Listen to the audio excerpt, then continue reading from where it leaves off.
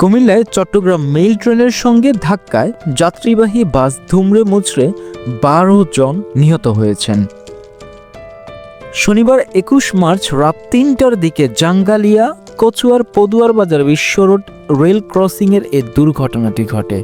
তাৎক্ষণিকভাবে নিহতদের পরিচয় জানা যায়নি, তবে নিহতদের মধ্যে 7 জন পুরুষ, 3 জন মহিলা এবং 2 জন শিশু বলে চিহ্নিত হওয়া গেছে।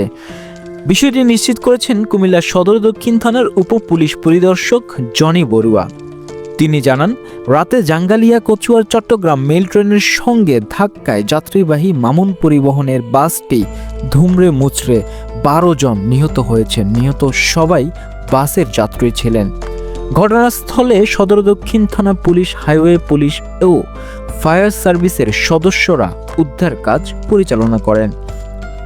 নিহতদের মরদেহ উদ্ধার করে ময়নাতদন্তের জন্য হাসপাতালের মর্গে পাঠানো হয়েছে বলে জানান পুলিশের ওই কর্মকর্তা। এই বিষয়ে কুমিল্লা ফায়ার সার্ভিসের উপসহকারী পরিচালক মোহাম্মদ ইদ্রিস জানান, যাত্রীবাহী মামুন পরিবহনের বাসটি গাইবান্ধা ও চাঁপাইনবাবগঞ্জ হয়ে নোয়াখালী যাচ্ছিল। রাতে বাসটি জাঙ্গালিয়া কচুয়ার পদুয়ার বাজার বিশ্ব রোড রেল ক্রসিংয়ে উঠলে চট্টগ্রাম থেকে আসা ঢাকামুখী চট্টগ্রাম মেল ট্রেনের ধাক্কায় ধুমড়ে মুচড়ে যায়। নিহতদের মরদেহ উদ্ধার করে হাসপাতালের মর্গে পাঠানো হয়েছে। তবে ধারণা করা হচ্ছে রেল ক্রসিংয়ে অসতর্কতার কারণে এই দুর্ঘটনাটি ঘটেছে।